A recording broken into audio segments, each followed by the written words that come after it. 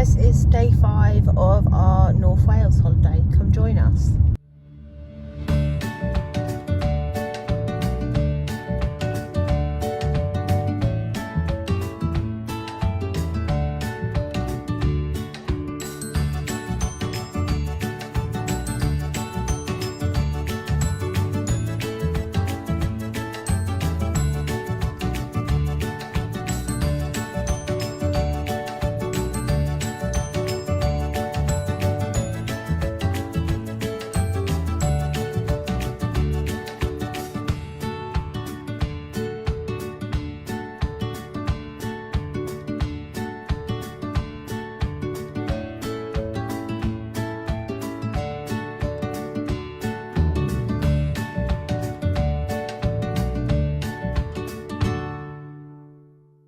So Alice, where are we on?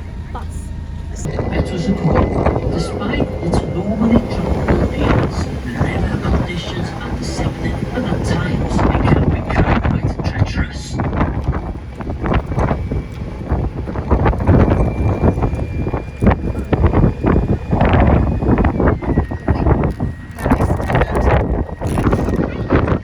Over to our right is a series of rocky grass hills. This is one of the most historic sites in Llandudno, originally the site of a 4th century wooden fortress known as the Margaret. At that time, North Wales was being invaded by Irish warriors. A northern tribe, the Gododdin, killed some 150 areas of the invaders. This tribe was led by a chieftain known as Conedda, and he established his headquarters here at the strategic vantage point of the Margaret. Without Conedda's intervention, North Wales would almost certainly have fallen to the Irish invaders.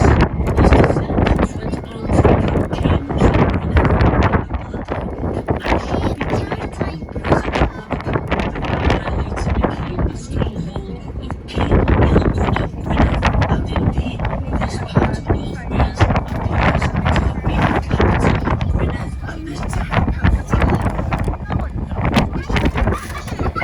Slightly over to the left, and in the distance, you may be able to see the Isle of Anglesey and Griffin Island, separated from the mainland by the famous Menai Straits. By the shore, you can see miles-long golf course and 18-hole course of championship style.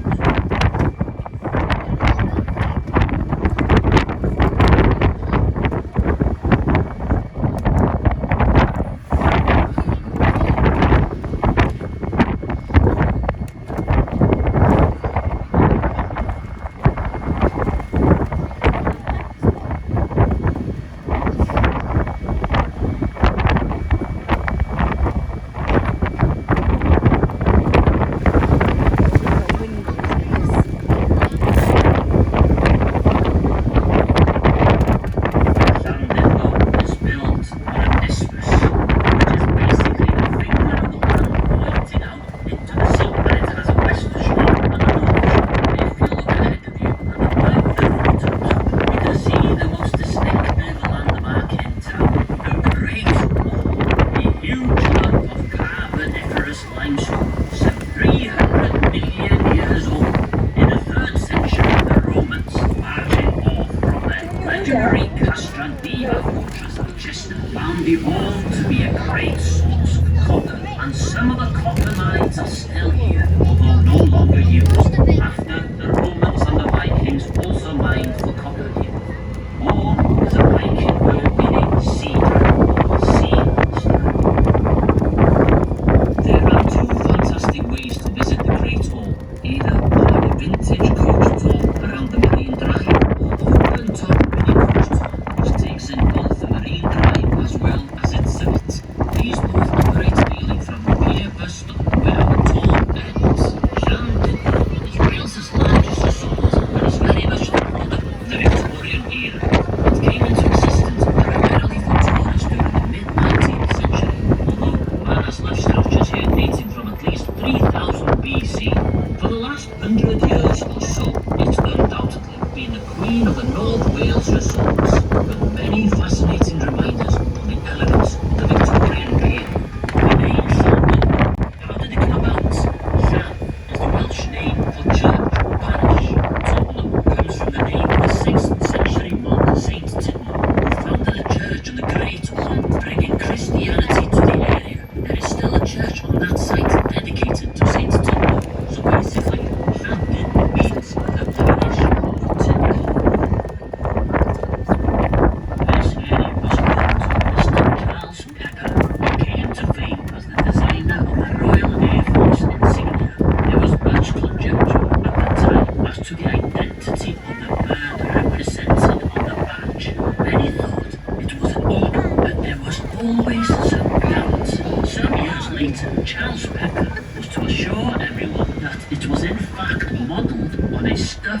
albatross from the National Museum.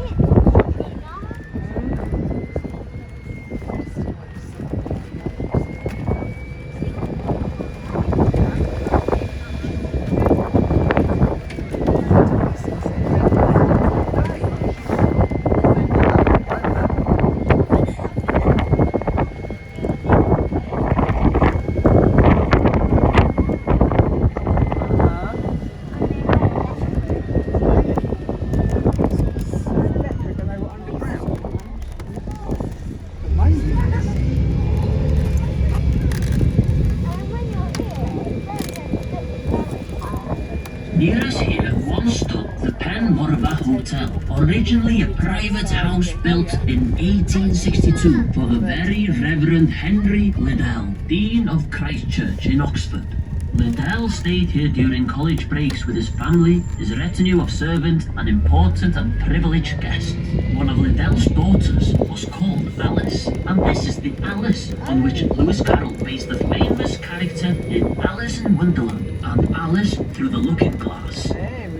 This is the West Shore, a stretch of golden sand overlooking Conway Bay. This is a popular spot for families, water sports enthusiasts, and especially walkers, as the Wales coastal path runs right along the shore.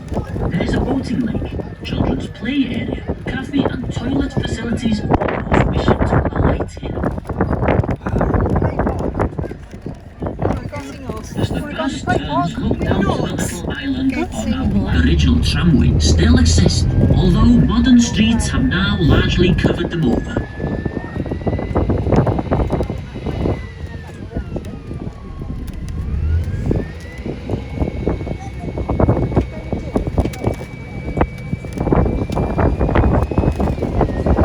One family has dominated the life of the promenade well over 100 years, and no holiday or even day out for Llandudno would be complete without a visit to Codman's Perch and Judy Show. Richard Codman arrived here in his horse-drawn gypsy caravan in 1864. During his stay, one of his horses died suddenly, leaving him and his family stranded. So Richard spent his time whittling driftwood from the beach, and whilst doing this, had the idea of carving heads and doing a Punch and Judy show, something he had seen during his travels, and remarkably, it's still operated by Richard Codman's descendants.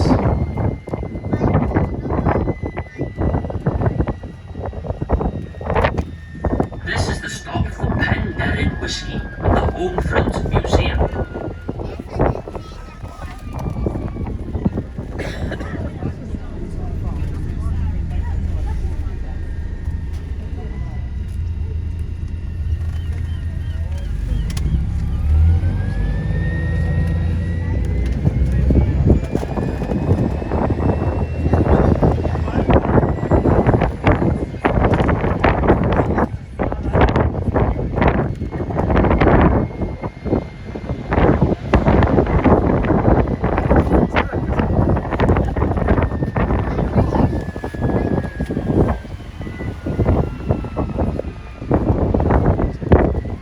On our right now is the J.B. Witherspoon Public House. It stands on the original site of the town's market hall. Later, it became the Palladium Theatre.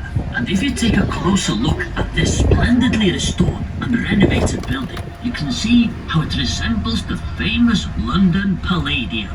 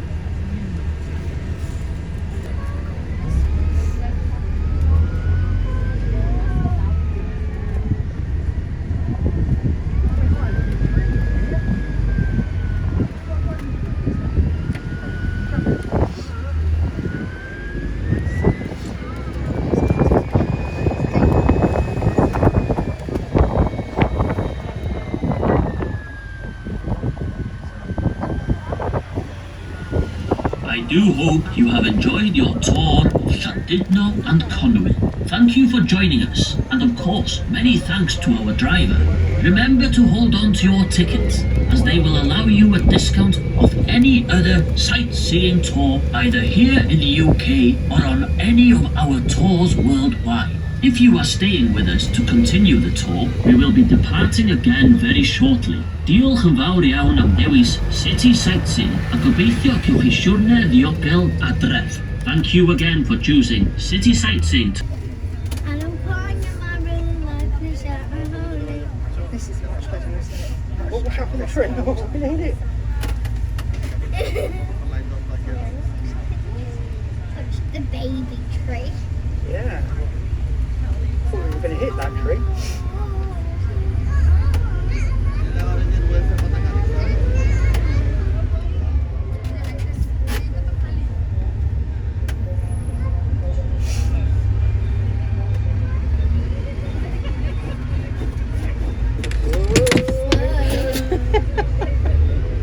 Can you kick it out? Thank you.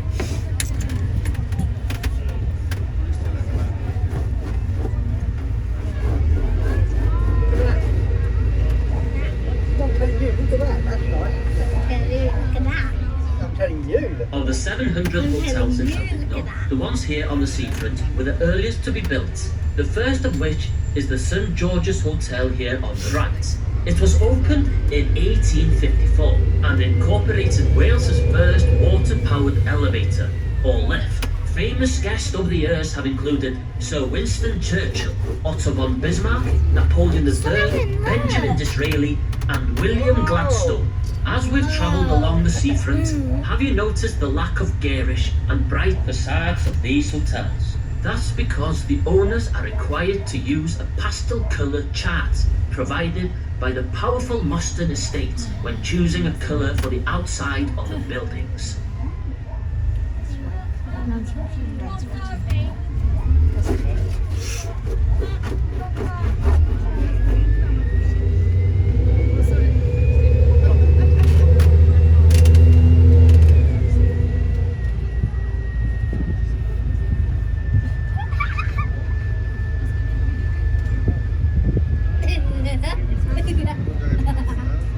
Little monkey. Cheeky little monkey like that. Oh, look. Look. Mad Hatter.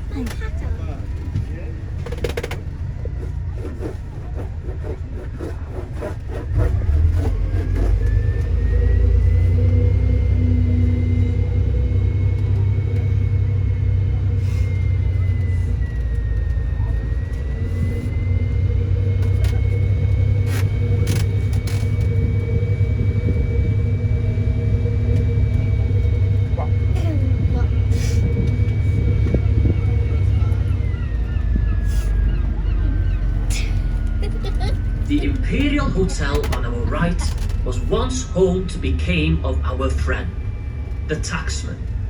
The headquarters of the government's Inland Revenue Department was based here during the Second World War in 1940. The Marine Hotel was home to Queen Elizabeth of Romania for 5 weeks in 1890, while she was here recuperating. And we'll hear more about her later in the tour.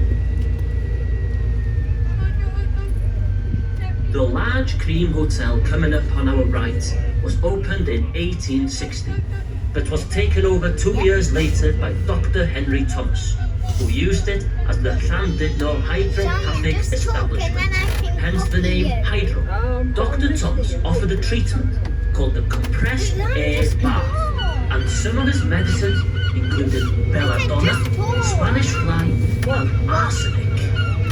What do you want to talk about?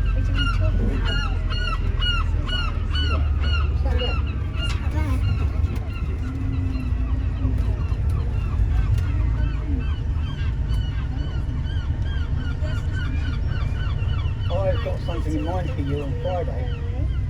What is it? Well, see this building here? Here, this building. They, on Friday, have a Lego club.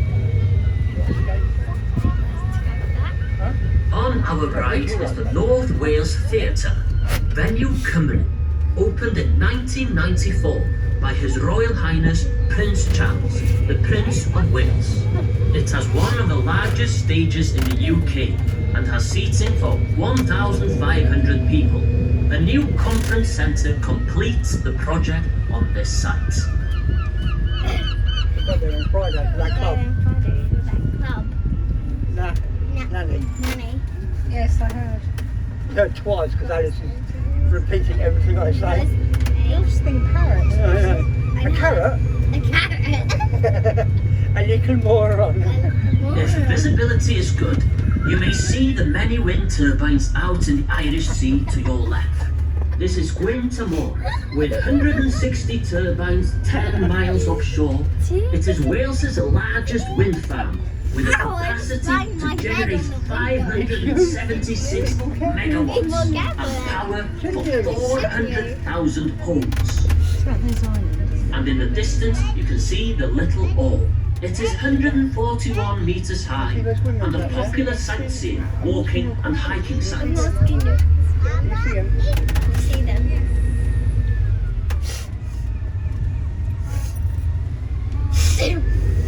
Nanny, have you got a tissue? Nanny, have you got a tissue? Just one. Just one. This is actually starting to become quite annoying now. Quite annoying now. Yeah. Quite annoying. Annoying. Quite annoying. Quite annoying. My name's Alice. My name's Anne. And I'm annoying. And I'm annoying. Hey. I need a tissue. I need a tissue. Oh, here, I got them. I need a tissue. Just up ahead of us are the paddling pool and lifeboat station. The open space to the right is Port Avon Fields, home to Port Avon Farm Park. Give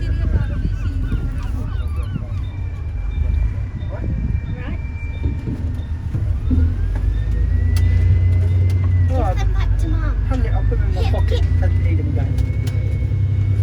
We are now arriving at stop number 2 for Port Avon Farm Park. Please check with your brochure for the times of our buses.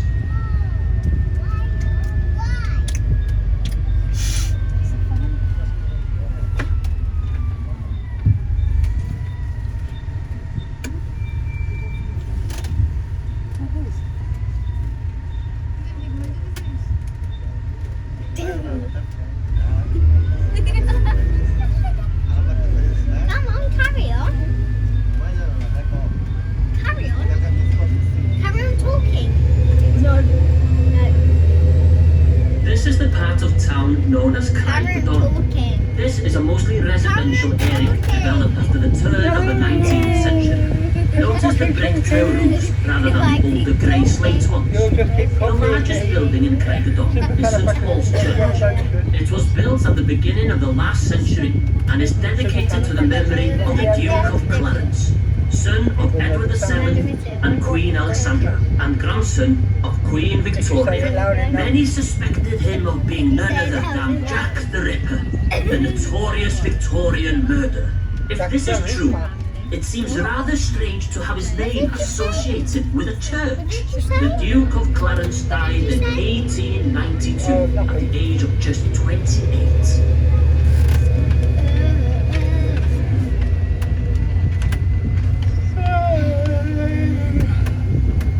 Ahead of us on our left is Queen's Park, named after Queen Victoria. However, one road down to the left is called Romania Drive, named after another queen, Elizabeth of Romania, who stayed here for several weeks in 1890. She was a noted author of romantic novels, and on a visit to the National Eisteddfod, she was honoured with acceptance into the Gorset of the Bards under her pen name Carmen Silva. During her stay, she quickly grew to love the area and was always very complimentary about the standard of hospitality in Wales. Indeed, she was so fond of Wales, she actually learned some Welsh. When she left, she described Llandudno as a beautiful haven of peace. In Welsh, Har Hafan Her. And to this very day, that's our town's motto. Through the trees ahead of us to our left you may see a glimpse of an impressive stone building. Blind Veterans is a national charity that supports blind ex-servicemen and women towards living an independent life. The building was originally known as Lady Foresters, a convalescent home for the benefit of workers and their families from the iron industry based in Ironbridge in Shropshire.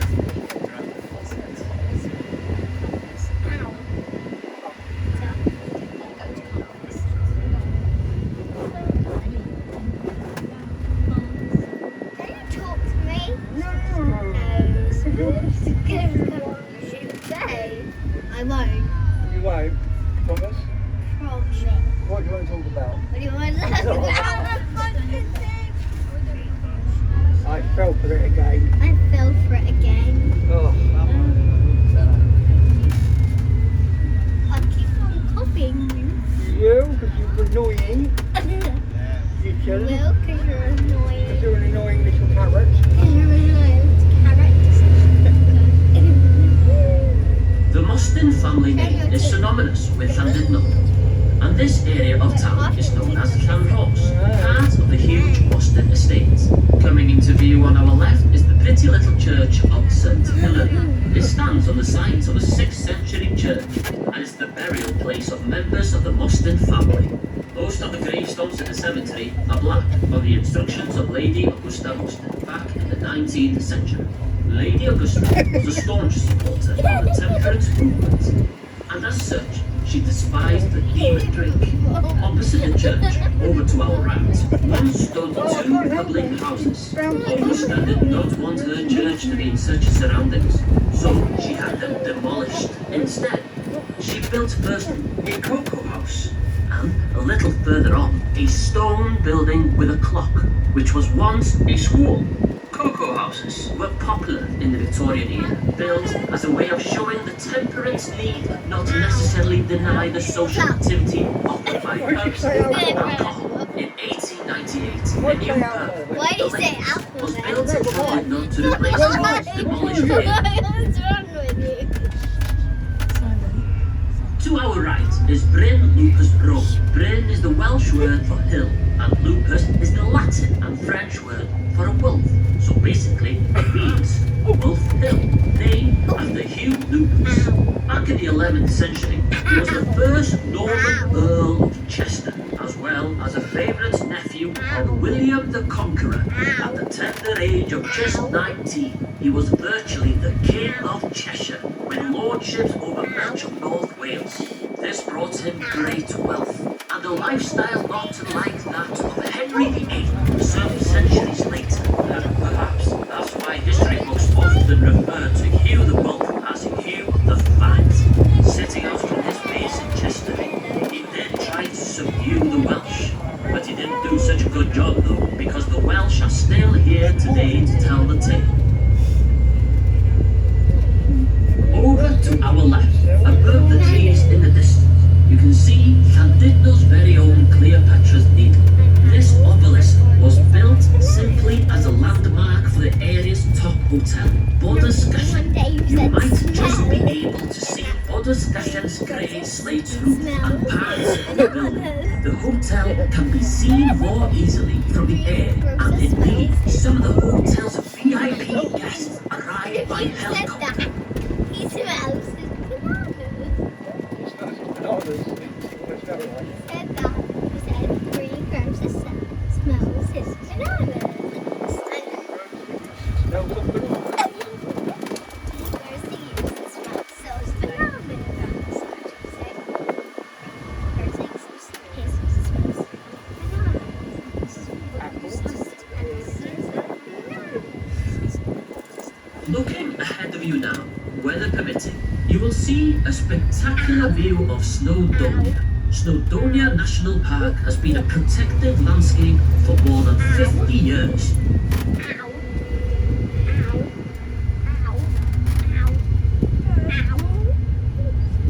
As we come down the hill, you will catch a sight of Conwy, its castle and quayside, and the River Conwy estuary.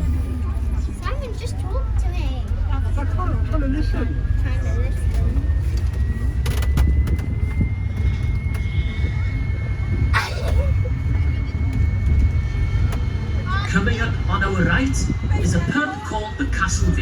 formerly called Maggie Murphy's. This name came from a song from the Boer War veterans that were once housed in this area. A copy of the song still hangs in the bar of the pub. Over to our right then, you can see the turret and battlements of Conway's famous castle, which was built between 1283 and 1287, and commissioned by King Edward I as he took control of North Wales from the indigenous Welsh. Edward built all of our beautiful castles along the North Wales coast, at Caernarfon, Harlech, Criceth and Beaumaris. I'll tell you more about the castle as we approach it shortly.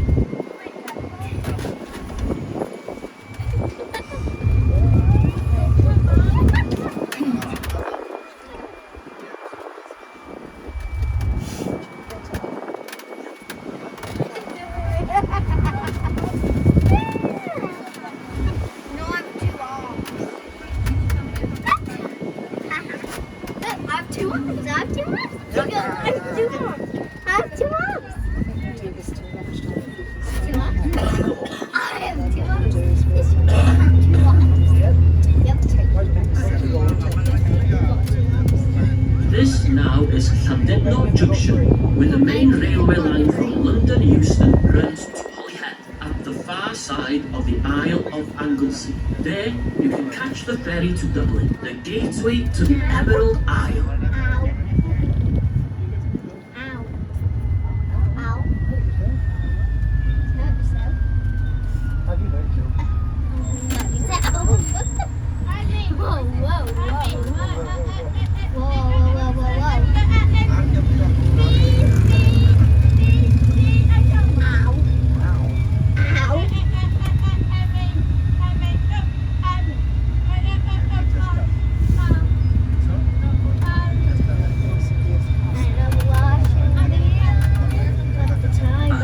Now is Conway's magnificent castle.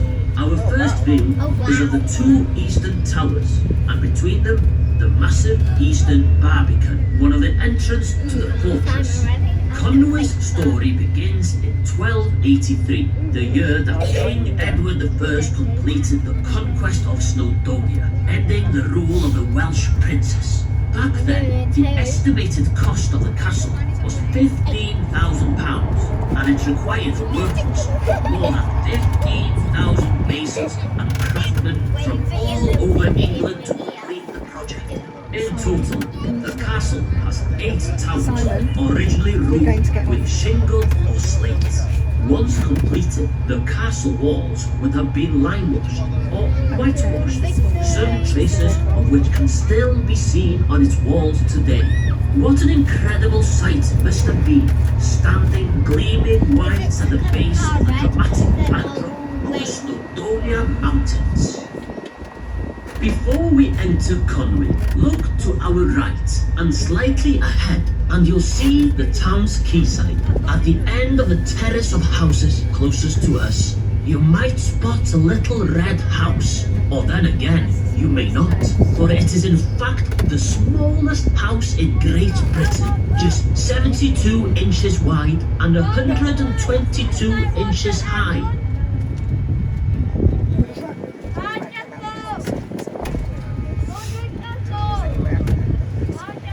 So here we are entering the medieval town of Conway.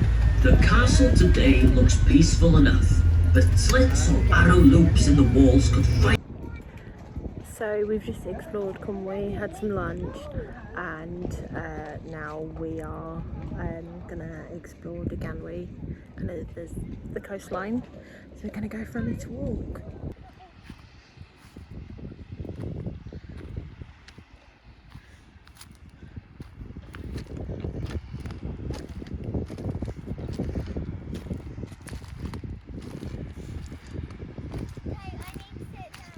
Okay, sit down on the pebbles.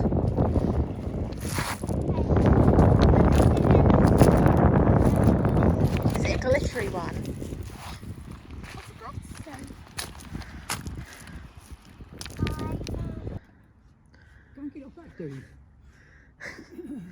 So there's some dogs here at the Airbnb, but they're super cute. and love lots of cuddles and playing. Where's your pine cone? Although this one, the black lab, had a tennis ball this morning and now has a pine cone this evening.